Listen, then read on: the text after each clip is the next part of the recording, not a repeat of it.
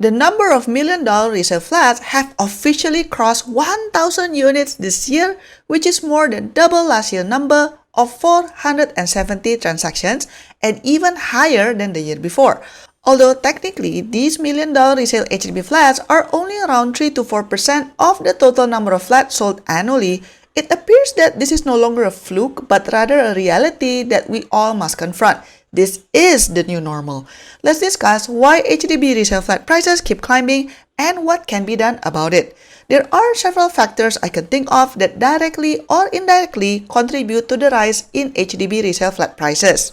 The first reason is probably the fear of losing. Sellers won't simply think about how much they paid for their BTO before and ask for a small profit. Take Sky Terrace at Dawson for example. When it was launched in 2009, 5-room BTO started from $532,000, but when sold in the open market after MOP, a seller managed to get $1.4 million for their 5-room flat. If you know your next door neighbor has sold their flat for $1.4 million, would you sell your flat for $700,000 if it's the same size? No, right? The next transaction is usually higher than the previous one. At least the seller and their agent will try to aim high.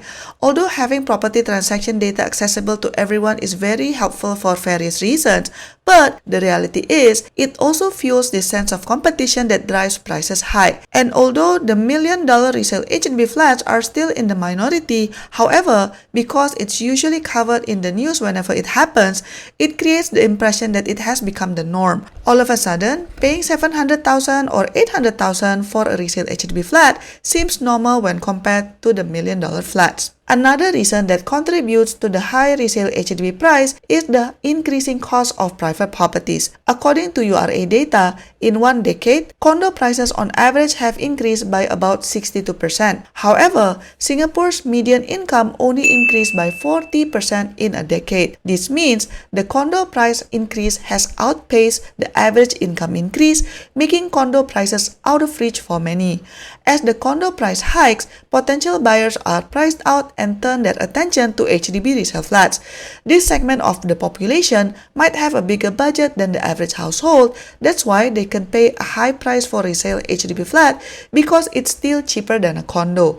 I believe the government also recognizes this problem, hence they are putting a maximum income ceiling for future resale buyers who are interested in purchasing plus and prime projects. But this is not applicable to the existing HDB flats, so we won't be able to see an immediate effect.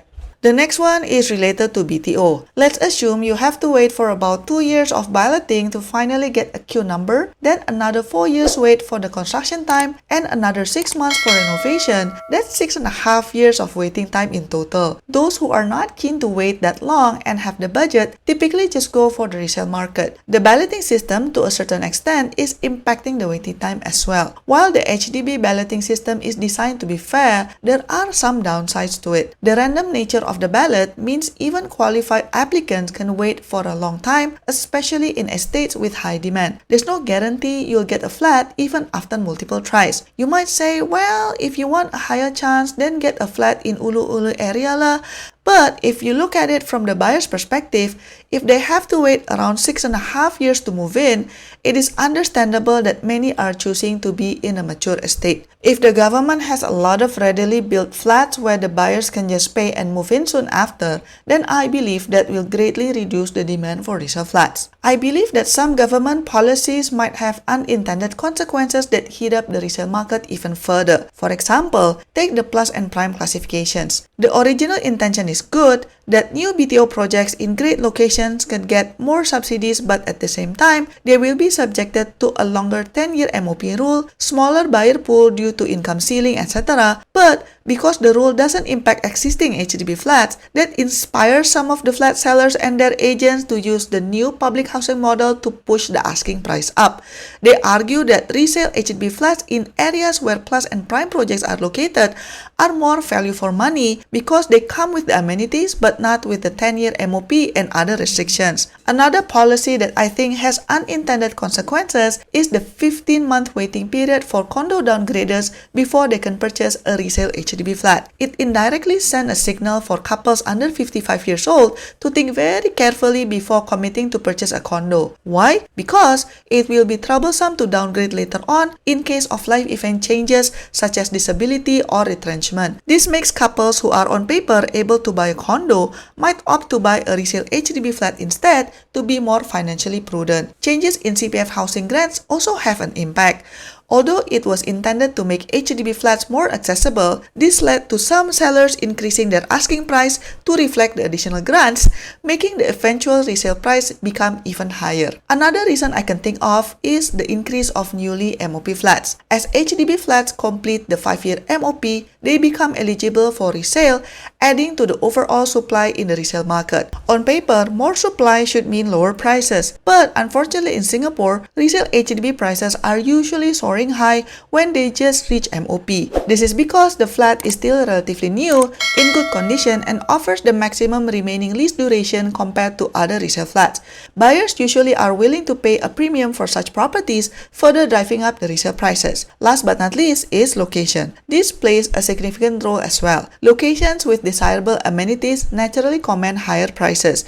This can include things like being close to good schools, parks, malls, and public transport. Some people are willing to pay more to be close to the things that make their life easier and more enjoyable. Even if the property itself is not that big or well renovated, the fact that it's in a good spot can significantly increase its value. And sometimes, the presence of nearby condos can also have impact to the HDB resale flat prices in the same area. Why? Because if they are next to each other, the resale HDB flat will be perceived as more value for money as you get the same amenities, but the property cost itself is much less. This will drive up the competition to get the flat and eventually increase the price. Looking at how things are going, I don't see this $1 million HDB trend slowing down unless the government intervenes. What can the government do? Well, a lot. Let me share some ideas out of the box. Note that these are all just my personal opinion and speculation and not what the government will actually do. Number one, the government might make HDB portal the only listing platform for HDB flats and it cannot be posted on other platforms. Why? Because in this platform, sellers or their agents won't be able to ask for an asking price higher than 10% versus the highest past transaction in the surrounding area. This ensures the price increase to be at a more subtle pace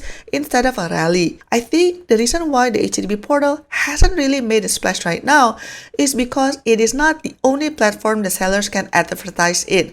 As long as they can advertise in the more mainstream property portals, then the sellers will go there because they can ask for any price and the potential buyers are also there. The next possibility is that the government might impose an income ceiling for resale buyers. Currently, this only applies to BTO categorized as PLH/Prime and Plus projects, but it doesn't work retroactively, meaning that existing HDBs are not impacted. If they really want to slow down the resale market, the government may apply the same rule for all HDBs and not just to new projects. Number 3, another cooling measure that the government might consider is to increase the MOP for all HDB and not just for Plus and Prime BTO. Not many people know, but way back, the MOP used to be 3 years. It was increased to 5 years in 1973 to minimize the use of HDB as an investment vehicle. If the resale HDB market is getting hotter, they might consider increasing the MOP, at least in desirable areas.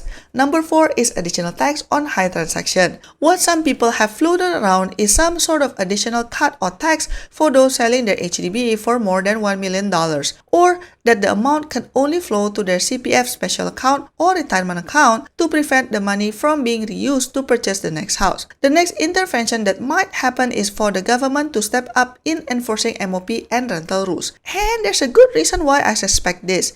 Several media outlets suddenly posted that around 70 flats were taken back by HDB for breaking MOP rules and unauthorized rentals from 2019 to 2023. If you think the number is low, Well, there are around 800 cases of lease infringements in that period. This includes owners who did not occupy their flat during MOP or buy a private property during MOP. The timing for such news is uncanny, no? Personally, I agree. I remember when I was house hunting for a newly MOP resale HDB, I encountered several HDB flats that looked bare and had never been lived in, or flats that seemed to be purely rented out without the owner staying. When I questioned the agents about my suspicion, the agents denied when asked, so the conversation stopped there. But the government, of course, have more investigation tools at their disposal. For example, they can check whether the PUB bills are significantly lower than average, or they can check what is the current banking mailing address of the owners, or they can even check CCTV if they want to, etc.